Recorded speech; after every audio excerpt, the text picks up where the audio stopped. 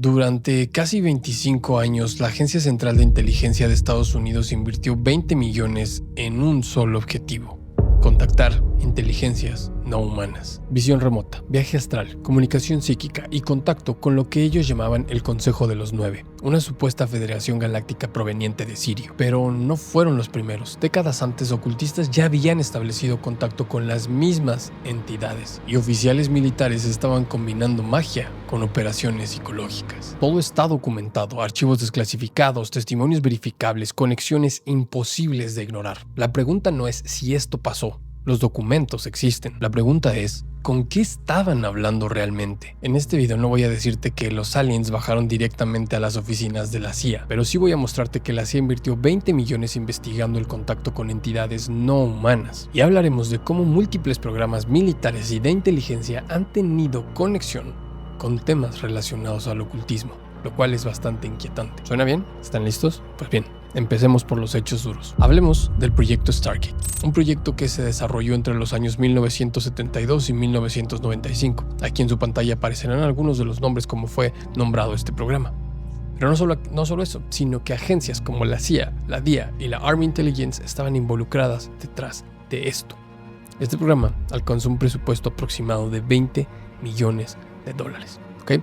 Estos no son rumores, no son teorías de conspiración sin fundamento.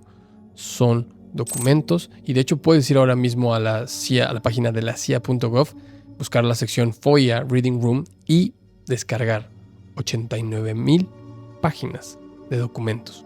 ¿Okay? Están ahí, son públicos y disponibles para cualquiera. Pero, ¿de qué trataba el proyecto Stargate? Oficialmente, era un programa dedicado a la investigación de la visión remota, la capacidad de ver objetos, personas o lugares distantes solo con la mente. El protocolo básico era así. Primero, un remote viewer, un vidente remoto, entra en un estado alterado de conciencia. Segundo, se le dan solo las coordenadas geográficas, sin contexto, sin pistas. Tercero, el vidente describía lo que veía en el lugar. Y cuarto, un grupo de analistas comparaba las descripciones con el objeto observado, el lugar o la persona real. Algunos de los resultados oficiales arrojados en 1995 tras la evaluación y desclasificación de este programa es que se tenían miles de sesiones documentadas.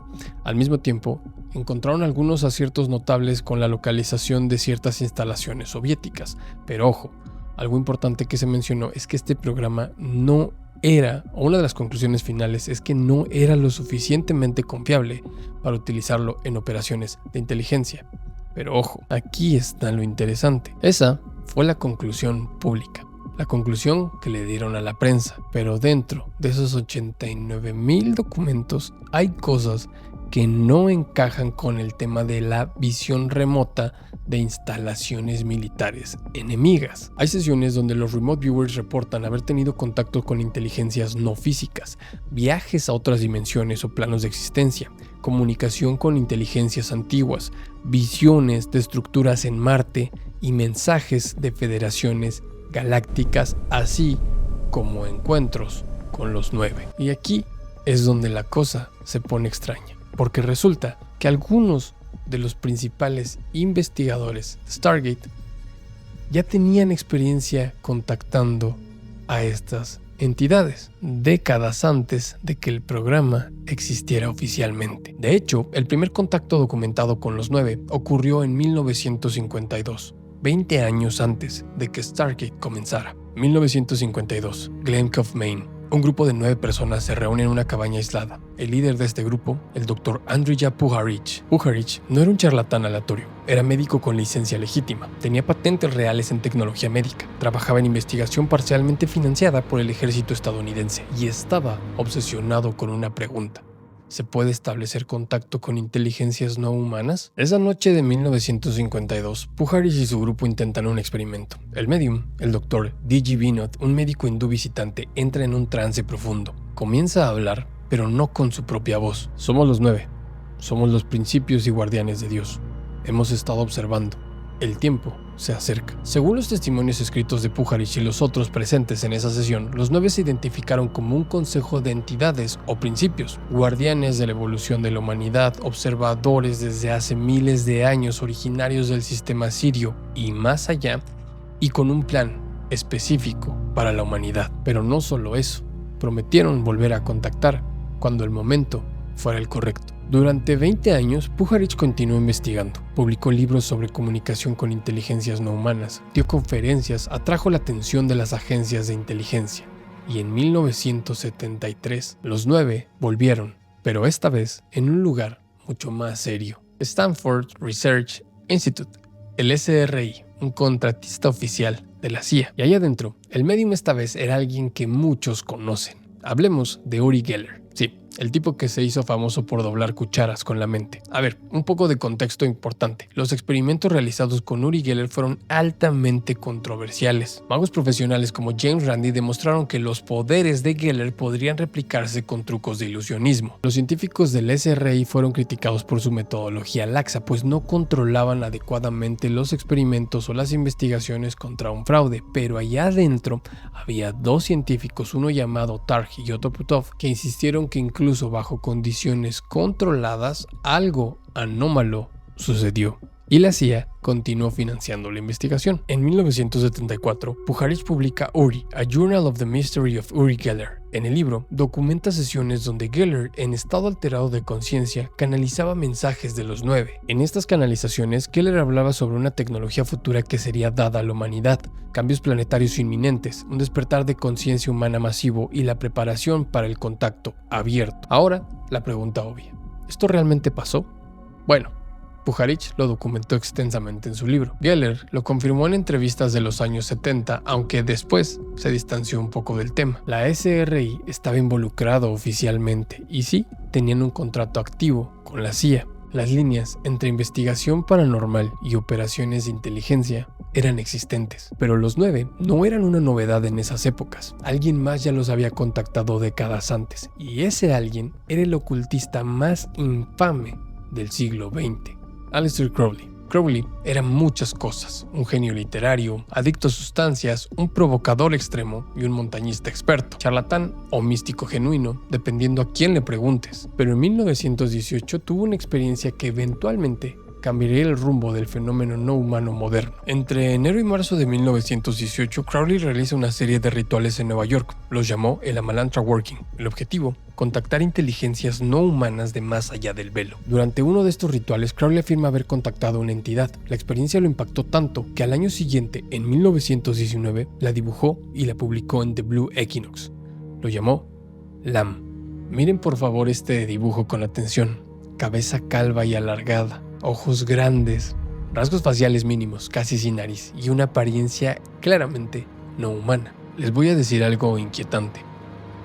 Este dibujo es de 1919, 28 años antes del incidente de Roswell, décadas antes de que los aliens grises entraran a la cultura popular, y se ve casi idéntico a lo que hoy en día llamamos grises. Esta es una gran coincidencia, ¿cierto?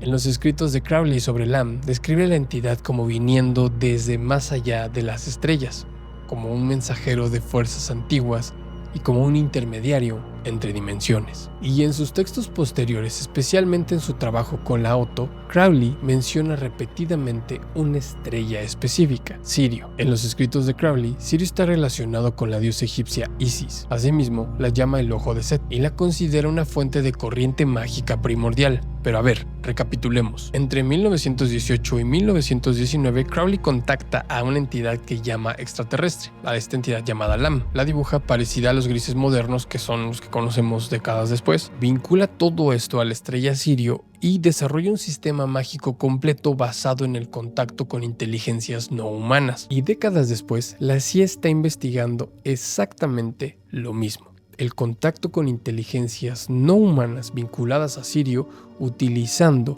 técnicas de estados alterados de conciencia, pero con una diferencia importante. Ahora había militares involucrados, oficiales de inteligencia combinando prácticas de ocultismo con operaciones psicológicas, y un oficial en particular que tomó el legado de Crowley muy en serio.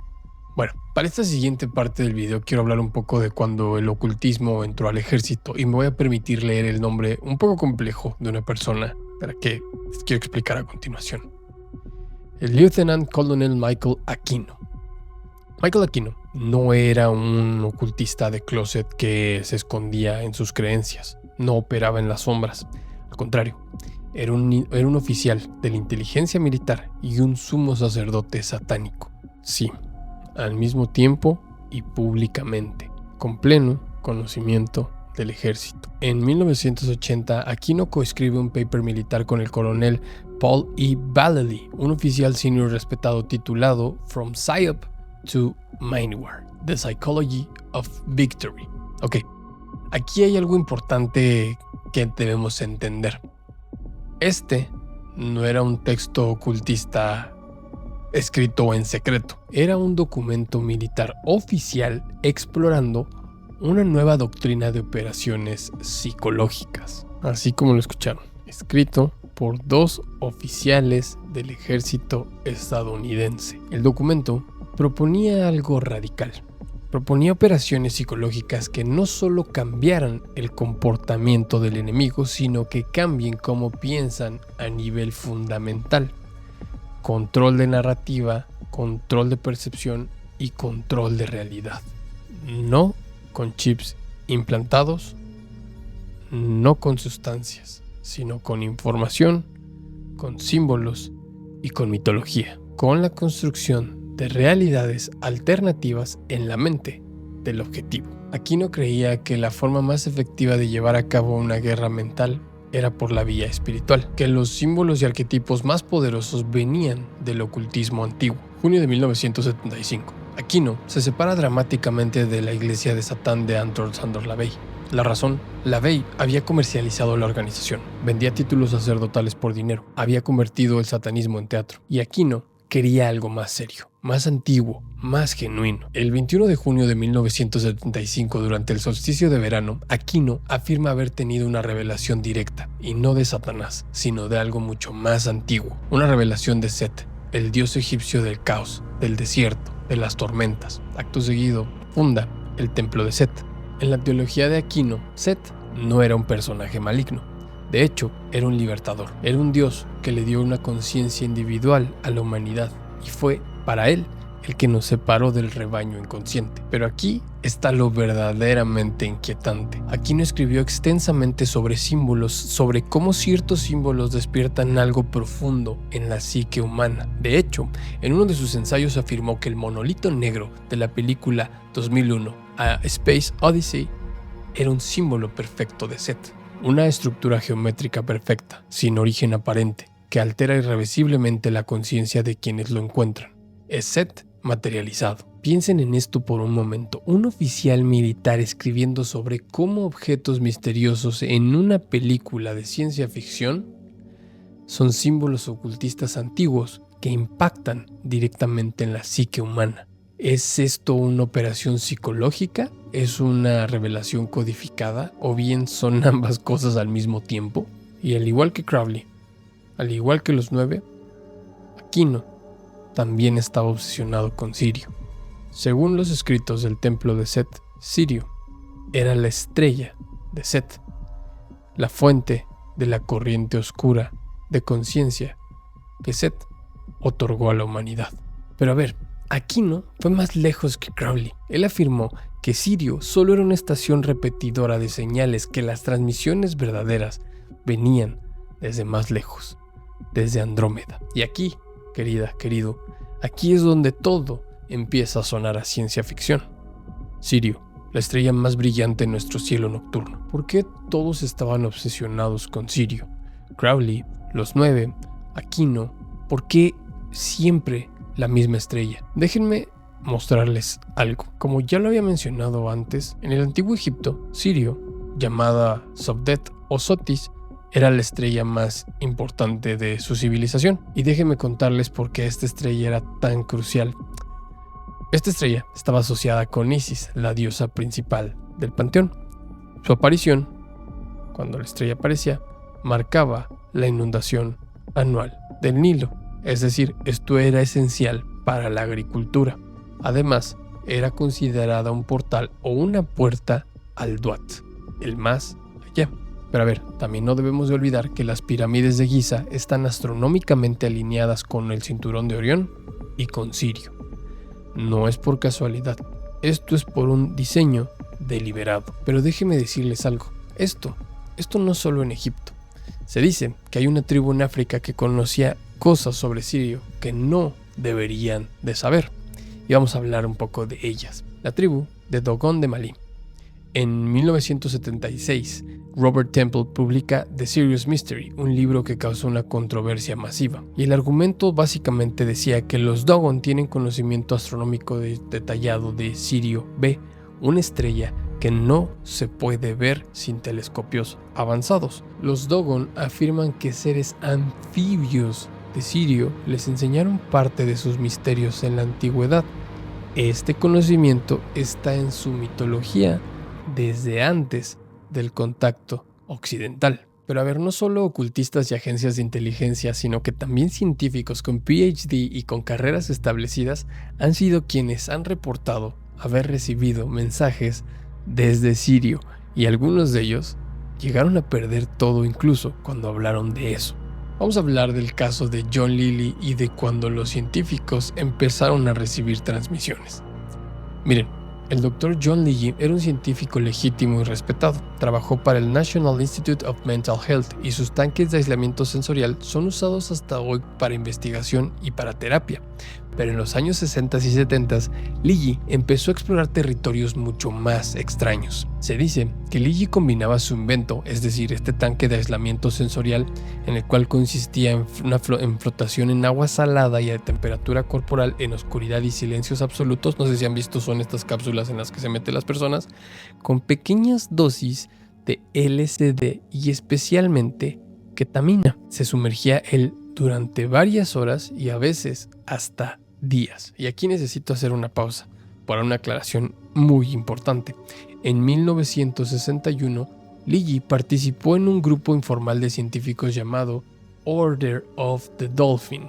Esta orden no era una orden ocultista, no era un grupo secreto y no era un grupo de místicos. Era un grupo de científicos, incluyendo a Carl Sagan, que se dedicaba y se reunía a discutir la búsqueda de inteligencia extraterrestre. Lilly fue invitado porque era el experto mundial en comunicación con especies no humanas, especialmente con delfines. Eso era legítimo, pero lo que Lilly hacía experimentando en privado en sus tanques era completamente diferente. Durante esas sesiones de aislamiento extremo combinado con sustancias disociativas potentes, Lilly reportó contactar con algo que llamó ECHO. ECHO son las siglas para Earth Coincidence Control Office. Según Lilly, ECHO era una red de inteligencia cósmica, y esto se pone buenísimo, una especie de oficina burocrática del universo que controlaba coincidencias significativas, misma que guiaba la evolución de la conciencia y que manipulaba eventos para llevar a ciertos individuos hacia ciertos descubrimientos. Y ECHO le dijo a Lilly que venían ¿de dónde creen? Lo voy a dejar ahí para que ustedes adivinen. Exacto, de Sirio. Ahora, un contexto completamente crítico. Lilly estaba bajo la influencia de sustancias. Eso sí, eran sustancias masivas y sustancias las cuales no voy a mencionar la palabra, pero además de eso se sometía a horas de aislamientos sensoriales extremos en un estado de adicción severa que casi lo llegó a matar en múltiples ocasiones. Es decir, Lilly estaba llegando a un extremo. Alucinaciones, bueno, casi con certeza que lo eran. Proyecciones psicológicas de su propia mente alterada, pues muy probable. Experiencias genuinas de comunicación con una inteligencia cósmica, bueno, podría ser. Hay personas que reportan eso en sus viajes con ciertas sustancias, pero Lilly lo documentó como real. Lo tomó en serio por el resto de su vida. Y eso sí, años después, Lilly lo reconoció en algunas entrevistas. Él llegó a decir: no sé si ECHO era real o una proyección de mi mente en estados extremos, pero la experiencia fue innegable y cambió mi comprensión de la realidad. Pero si creían que este científico estaba loco, déjenme decirles algo. Su amigo más cercano, Timothy Leary, tomó esas ideas y las llevó a un plano mucho más lejos. hablemos de Timothy Leary y el transhumanismo cósmico. Leary era un admirador fanático de Crowley. Estudió sus textos y adaptó su filosofía. El famoso lema de Crowley de "haz lo que quieras" lo adaptó a sus trabajos con sustancias psicodélicas. En su círculo cercano, algunos lo consideraban una especie de continuación espiritual de Crowley, pero del siglo XX. Lo cual él no negaba, sino al contrario, lo abrazaba. En 1977, Leary publica su libro llamado Exopsychology. El libro propone algo radical para su época, algo que ahora llamamos transhumanismo. Leary lo llamó algo así como SMILE, pero con una 2 de raíz cuadrada después de la I, utilizando las siglas para Space Migration Intelligence Increase al cuadrado Life Extension. La propuesta de Leary era esta: la humanidad está pasando por una etapa de transición evolutiva y para sobrevivir y evolucionar debe 1. Migrar al espacio, es decir, la colonización de otros planetas. 2. Aumentar la inteligencia exponencialmente, usando la tecnología, interfaces cerebro-computadora y sí, sustancias psicodélicas. Y 3. Extender la vida indefinidamente, es decir, conquistar la muerte, lograr la inmortalidad biológica, por lo menos digital. Básicamente un transhumanismo completo décadas antes de que Silicon Valley adoptara el término. Pero aquí está lo extraño. Leary afirmaba que estas ideas no eran completamente suyas, sino que eran transmisiones que él recibía. ¿Y de dónde creen que venían? Nuevamente, lo dejamos sobre la mesa. Sirio. Leary escribió extensamente sobre circuitos neurológicos en el cerebro humano. Leary mencionaba que estos circuitos se activaban con el uso de ciertas sustancias, como ya hemos hablado de algunas, la meditación profunda, con encuentros cercanos a la muerte, con encuentros cercanos con objetos voladores no identificados o bien con inteligencias no humanas y superiores. Leary creía que la humanidad estaba siendo preparada, que los dioses, ya sean aliens o inteligencias interdimensionales o lo que sea, estaban guiando activamente nuestra evolución. Él decía que querían evolucionarnos, que nos volviéramos como ellos, que nos volviéramos inmortales, cósmicos, posthumanos, y que todo esto estaba siendo orquestado desde Sirio y más allá. Y hablando del más allá, hay una pieza final de este rompecabezas que nos está faltando. Una pieza que Michael Aquino mencionó. Una pieza que conecta todo de una manera muy inquietante. 1961. La BBC estrena una serie de ciencia ficción de 7 episodios. A for Andromeda. Pero aquí hay un dato importante. Esta serie original de 1961 está casi completamente perdida. Solo sobrevive un episodio completo. La BBC, como muchas cadenas de esa época, reutilizaba cintas y borraba algunos programas antiguos. Fue grabada en 1962 como The Andromeda Breakthrough, y esa versión parcialmente sobrevive, pero el impacto cultural de la serie original fue enorme. La trama: un radiotelescopio en Inglaterra detecta una señal del espacio, proveniente de la nebulosa de Andrómeda, 2 millones de años luz de distancia. La señal no es un mensaje de bienvenida, es un conjunto de instrucciones técnicas, planos, diseños, códigos. Los científicos deciden seguir instrucciones y construyen una supercomputadora con los planos recibidos. Acto seguido, la computadora cobra vida y comienza a generar instrucciones biológicas, secuencias de ADN, proteínas, células. La computadora crea células vivas, las células se multiplican, se organizan, toman forma, una forma humana. El ser que surge a partir de eso crece, madura, parece completamente humano. Es una mujer, hermosa, inteligente, pero no es humana, es un agente, un avatar. Para ser exactos, un avatar de la inteligencia de Andrómeda. La entidad comienza a trabajar para la computadora. Su plan: no debe de haber una invasión con naves espaciales, ni rayos láser, ni mucho menos una guerra. Debe de haber un control a través de la tecnología, a través de la comunicación, de la información, haciendo que nosotros mismos construyamos las herramientas de nuestra propia subyugación. Esto es 1961. Antes, mucho antes de que el Internet existiera, décadas antes de la inteligencia artificial, décadas antes de la bioingeniería moderna. La trama va sobre una inteligencia extraterrestre que toma el control de la humanidad, no como una invasión, sino con tecnología que nosotros mismos construimos voluntariamente. Ahora, recuerden lo que dijo Michael Aquino, que las transmisiones reales venían de Andrómeda, que Sirio solo era una estación repetidora. Y según leyendas urbanas que rayan en lo conspirativo, se decía que Aquino había supuestamente estudiado técnicas para crear clones controlados, no biológicos, sino psicológicos, de entidades provenientes de Andrómeda. Esta idea existe, circula, persiste y curiosamente se parece mucho a la trama de A for Andrómeda. Pero aún hay más. Aquino mencionó que no nos debemos de preocupar por una invasión tipo la Guerra de los Mundos, donde haya explosiones, destrucción y bombas y fuego por todos lados. La verdadera preocupación es algo más parecido a The Andromeda Strain, a la amenaza de Andrómeda, un libro publicado por Michael Crichton, en el cual trata sobre un satélite militar estadounidense que regresa del espacio infectado con microorganismos extraterrestres que amenaza de contaminar el planeta y que esta no es vida como la conocemos.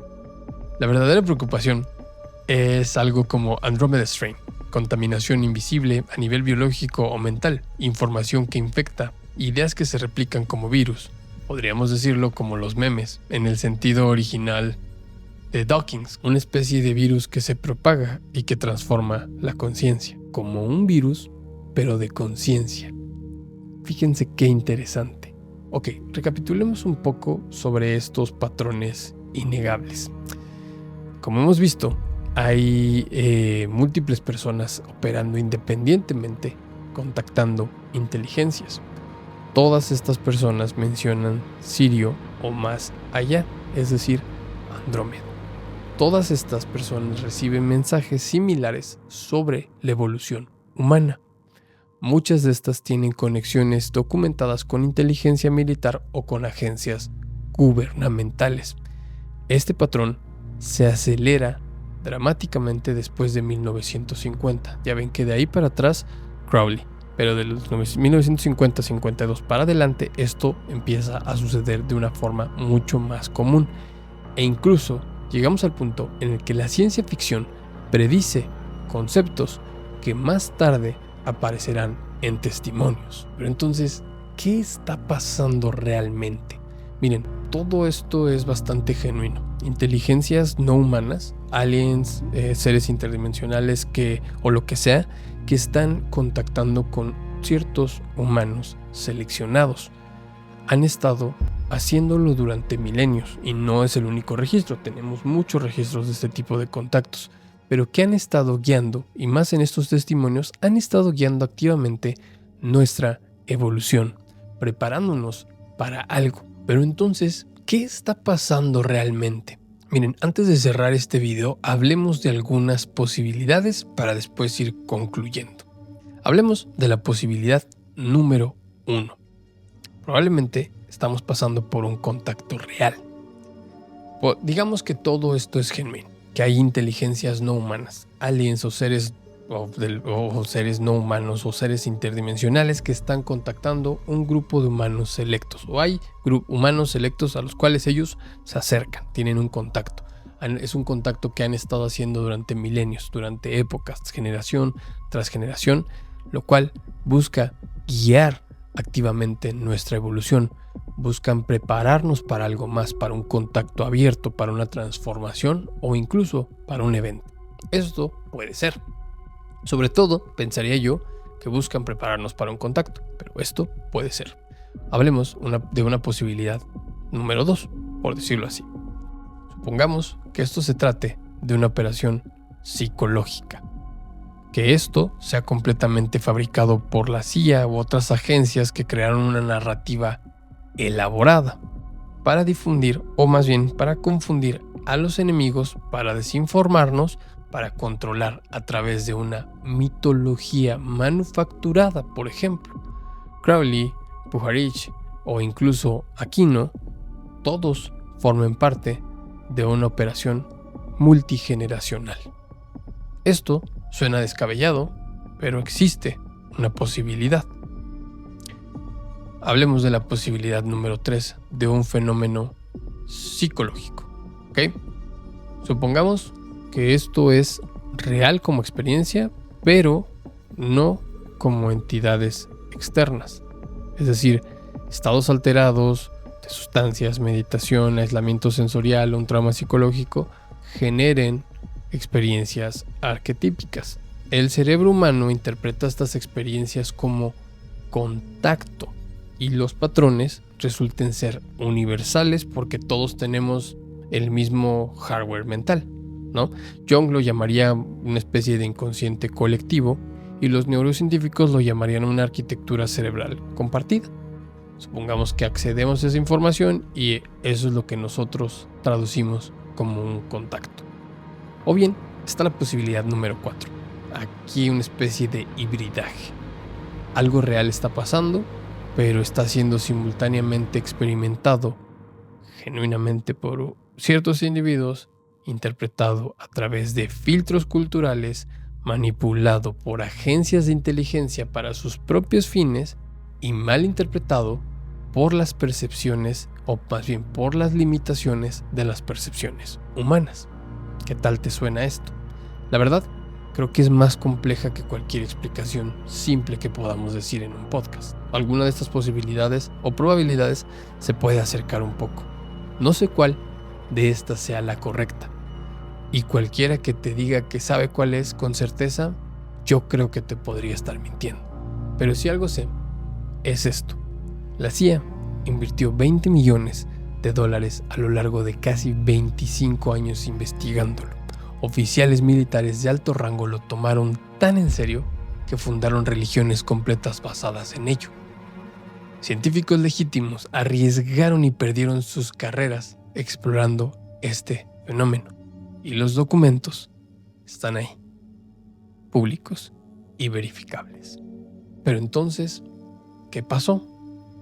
Algo pasó. La pregunta no es si algo pasó. La pregunta es, ¿qué ha sido todo esto? ¿Qué era? ¿Qué venía de Andrómeda? ¿Qué es todo esto? El proyecto Stargate fue real, fue documentado, fue desclasificado. El Consejo de los 9 fue contactado por varias personas, por personas reales en múltiples ocasiones durante décadas. Aleister Crowley dibujó a Lam en 1919, décadas antes de que los aliens entraran en nuestra cultura popular. Michael Aquino sirvió 22 años en la inteligencia militar mientras dirigía el templo de Set de manera abierta. John Leahy y Timothy Leary, científicos completamente legítimos, afirmaron recibir transmisiones desde Sirio. A4 Andrómeda predijo en 1961 exactamente cómo podría ser el contacto a través de tecnología y no de una invasión. Todo esto está documentado, verificable, real en el sentido de que estas cosas ocurrieron y estas personas existieron. Lo que no está muy claro es qué significa todo esto. Inteligencias extraterrestres contactando humanos durante milenios, operaciones psicológicas multigeneracionales de complejidad asombrosa o algo más extraño, algo que no encaja en nuestras categorías actuales de comprensión. No lo sé. Pero una cosa es absolutamente cierta. Cuando una agencia de inteligencia de uno de los países más poderosos del mundo invierte $20 millones investigando el contacto con entidades no humanas, no es una broma, no es una distracción sin sentido y tampoco es un entretenimiento para burócratas aburridos. O encontraron algo real o querían que alguien, ya sean enemigos, aliados o su propia población, creyeran que encontraron algo. Y honestamente, no sé cuál de estas dos opciones es la más perturbadora. Los 9 dijeron que estaban observando, que habían estado aquí desde tiempos antiguos y que esperarían el momento correcto. Si eran reales, si cualquier parte de todo esto era real, quiere decir que los 9 todavía están ahí arriba, esperando el momento correcto. Si llegaste hasta aquí, sinceramente, muchas gracias. Este fue uno de los videos más complejos y más intensos de investigar que he hecho en este canal. Si te voló la mente, y la verdad es que a mí sí, regálame un like. Y si quieres que investigue más sobre estos programas clasificados y sobre estos personajes, estas conexiones, suscríbete, porque hay mucho más que descubrir. Y en los comentarios quiero saber tu opinión. Quiero que me cuentes qué crees que estaba pasando realmente. Aquí no hay respuestas correctas, solo perspectivas. Fomentemos un debate respetuoso, sin ataques, solo ideas. Así que, bueno, ha sido todo por hoy. Nos vemos en la próxima emisión, en el próximo episodio, o nos vemos en la última dimensión. Yo soy Said Yassin y te mando un fuerte abrazo. De vez en cuando, mira a Sirio por si acaso.